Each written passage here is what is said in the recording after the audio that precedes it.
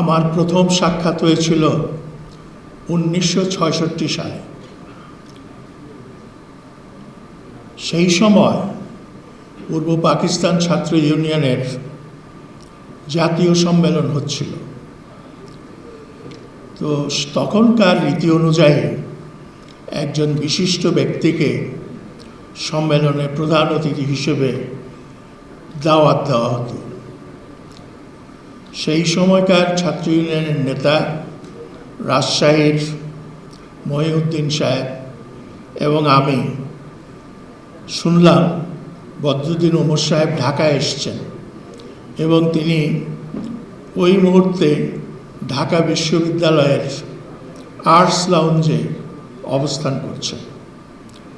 আমরা সেখানে গেলাম, তার সঙ্গে দেখা হলো, তাকে আমন্ত্রণ জানালাম। তিনি সানন্দে সেই আমন্ত্রণ গ্রহণ করলেন। তারপরে দ্বিতীয়বার তার সঙ্গে আমার দেখা 1969-এর গণ অভ্যুত্থানের সময়। সেই সময় তিনি রাজশাহী বিশ্ববিদ্যালয়ের চাকরিতে ইস্তফা দিয়ে জনগণের আন্দোলনের সঙ্গে জড়িত হওয়ার সিদ্ধান্ত নিয়েছেন। রাজশাহী বিশ্ববিদ্যালয়ে থাকার সময় তার উপর মোনায়েম খান খুবই যেটাকে বলে অত্যন্ত তার উপর রাগ করেছিলেন, কারণ তার যেসব লেখা সেটা পাকিস্তানের আদর্শ বিরোধী। এবং তিনি সেই সময় সাম্প্রদায়িকতা নামে একটা বই লেখেন। বইটি বাংলায় লেখা হয়েছিল, কেন্দ্রীয় সরকারের উদ্যোগে সেটা ইংরেজিতে অনুবাদ করা হয়। সেটা বদরুদ্দিন ওমর সাহেব তার আমার জীবন গ্রন্থে লিখে গেছেন। এটা অনুবাদ করার কারণ পাকিস্তানি শাসক গোষ্ঠী বুঝতে চেয়েছিল তার লেখা কতটা পাকিস্তান বিরোধী। তো 1967 সালে যখন সম্মেলন হচ্ছিল, সম্মেলনের বাইরে কয়েকজনের হাতে তার সেই সাম্প্রদায়িকতা গ্রন্থটি দেখার সুযোগ হয়েছে। তারপরে তিনি লিখলেন সাংস্কৃতিক সাম্প্রদায়িকতা। 1969 সালে তিনি যখন মন স্থির করলেন এই দেশের বামপন্থী কমিউনিস্ট আন্দোলনের সঙ্গে যুক্ত হবেন, সেই সময় তিনি আমাকে নিয়ে চট্টগ্রাম গেলেন।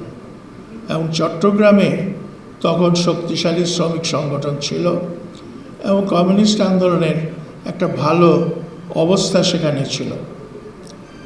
তিনি আমাকে নিয়ে সেখানে কাঠটলিতে, একটা গ্রাম চট্টগ্রাম শহরের বাইরে সমুদ্রের উপকূলে, সেই গ্রামে কমরেড দেবেন শিকদার থাকতেন, তার সঙ্গে সাক্ষাৎ করলেন। দীর্ঘ আলোচনা হলো। সেখানে আমি নিছক শ্রোতা, আলোচক দুইজন, দেবেন শিকদার এবং কমরেড বদরুদ্দিন ওমর। তারা দীর্ঘক্ষণ আলাপ করলেন। এক পর্যায়ে বদরুদ্দিন ওমরের সঙ্গে কথায় দেবেন শিকদার কিছুটা রাগত স্বরে বলে উঠলেন, আরে মিয়া, কতই তো দেখলাম।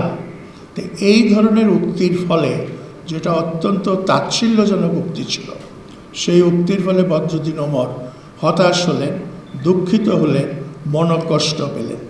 পরদিন তিনি শ্রমিক ফেডারেশনের অফিসে গিয়ে দেখলেন সংগঠনের অবস্থা, এবং তার পরদিন ছিল মৌলানা ভাসানীর উপরে পশ্চিম পাকিস্তানের শাহিওয়ালে জামায়াতে ইসলাম যে হামলা চালিয়েছিল, সেই হামলার প্রতিবাদে মিছিলের আয়োজন।